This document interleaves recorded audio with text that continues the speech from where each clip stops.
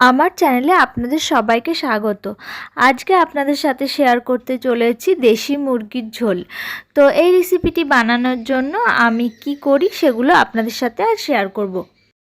এখানে আমি নিয়েছি 600 মুরগির মাংস।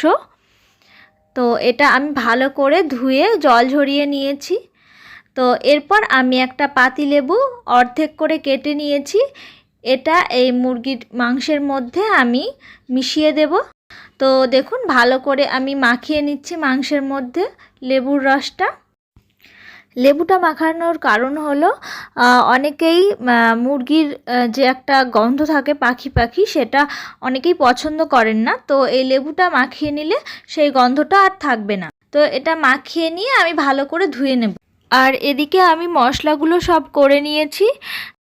পেঁয়াজ কুচি আর টমেটো কুচিটা আমি মিক্সিং বলে দেব না, এর মধ্যে আর বাকি যেগুলো আছে সব মিক্সিং বলে দিয়ে দিচ্ছি। প্রথমে আমি দিয়ে নিয়েছি কিছুটা পরিমাণ ধনেপাতা। ধনেপাতা চাইলে আপনারা নাও দিতে পারেন, তো আমি দিয়েছি কারণ মাংসের ফ্লেভারটা খুব সুন্দর আসবে। তো তার মধ্যে আমি দিয়ে দিয়েছি হলো রসুনের কোয়াগুলো, আর দিয়েছি লঙ্কা। লঙ্কার পর দিয়ে দিলাম আদা কুচি। আদা একটু কুচিয়ে দিয়েছি, তাহলে মিক্সিং বলে সুন্দরভাবে ওটা ব্লেন্ড হয়ে যাবে। এরপর দিয়েছি আমি 2টো তেজপাতা। মশলাটা আমি পেস্ট করে নেব। আর লেবু মাখানো মুরগির মাংসটা আমি ধুয়ে নিয়েছি। এদিকে আমার মশলাটার পেস্ট বানানো হয়ে গেছে। মুরগির মাংসের মধ্যে আমি পেস্টটা দিয়ে দিয়েছি। এরপর দিয়ে দিচ্ছি টমেটো কুচিগুলো, আর তারপর দিয়ে দিচ্ছি আমি পেঁয়াজ কুচিগুলো। পেঁয়াজ আমি 3টে মিডিয়াম সাইজের পেঁয়াজ কুচিয়ে নিয়েছিলাম। তো ওগুলো আমি সব কিছুই মাংসের মধ্যে দিয়ে দেব। এরপর দিয়ে দিচ্ছি পরিমাণ মতো লবণ। এরপর দিচ্ছি চিনি, অল্প পরিমাণ দেবেন চিনি। এরপর দিয়ে দিচ্ছি হলুদ।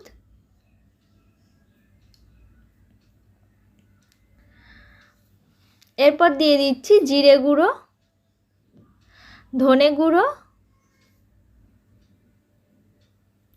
এরপর আমি দিচ্ছি কিছুটা পরিমাণ কাঁচা সর্ষের তেল, আর দিয়ে দিচ্ছি হলো গোলমরিচ গুঁড়ো। এরপর আমি মাংসটাকে ভালো করে মাখিয়ে নিয়েছি এবং ম্যারিনেট করার জন্য রেখে দিচ্ছি। এদিকে আমি আলুগুলো ভেজে নিয়েছি। এরপর আমি ফোড়নের জন্য নিয়েছি 2টো তেজপাতা, 1 টিস্পুন গোটা জিরে, 4টে ছোটো এলাচ আর দারচিনি। তো কড়াইতে আমি তেল গরম হওয়ার পর ফোড়নটা দিয়ে দিয়েছি। ফোড়ন হচ্ছে, তো ফোড়ন গরম হয়ে এসেছে। এরপর আমি মাংসটা দিয়ে দেব। তো মাংস এদিকে ম্যারিনেট হয়ে গেছে। এবার আমি ফোড়নের মধ্যে মাংসটা দিয়ে দিচ্ছি। এরপর মাংসটা আমি ভালো করে নাড়াচাড়া করে নেব। আর 10 থেকে 12 মিনিট মতো আমি ভালো করে এটাকে কষিয়ে নেব, যতক্ষণ পর্যন্ত এটা তেল না ছাড়ছে। তো দেখুন মাংস থেকে তেল ছাড়া হয়ে গেছে। তো এবার আমি গরম জল করে রেখেছি। তো এই গরম জলটা আমি মাংসের মধ্যে অল্প পরিমাণ দিয়ে নেব। দেখুন আমি কিছুটা পরিমাণ গরম জল দিয়ে দিলাম। এবার মাংসটা ফোটার জন্য অপেক্ষা করব। মাংস ফুটে আসলে আমি ভেজে রাখা আলুগুলো মাংসের মধ্যে দিয়ে দেব। তো মাংসটা আমার ফুটে এসেছে, দেখুন ফুটে গেছে। তো আমি ভেজে রাখা আলুগুলো মাংসের মধ্যে দিয়ে দিচ্ছি। এরপর আলুগুলো দিয়ে আমি মাংসটাকে আরও একবার কষিয়ে নেব। তো দেখুন মাংসটা আমার আবার কষানো হয়ে গেছে। এরপর আমি মাংসের মধ্যে দিয়ে দেব আগে থেকে গরম করে রাখা যে জলটা রয়েছে সেটা। তো আপনারা যেটুকু পরিমাণ ঝোল করবেন সেটুকুই জল দেবেন। মাংসটাকে এবার আমি ভালো করে ফুটতে দেব। তো মাংস ফুটে এসেছে। এর মধ্যে আমি দিয়ে দিচ্ছি 1/2 টিস্পুন গরম মশলা গুঁড়ো, 1/2 টিস্পুন চিকেন কারি মশলা। এবার আমি এটাকে ভালো করে মিশিয়ে দিচ্ছি। এরপর আমি মাংসটাকে ভালোভাবে সিদ্ধ হওয়ার জন্য 7-8 মিনিট মতো মিডিয়াম আঁচে ঢেকে রাখছি। 7-8 মিনিট হয়ে গেছে। এবার আমি মাংসর ঢাকাটা খুলে নিলাম।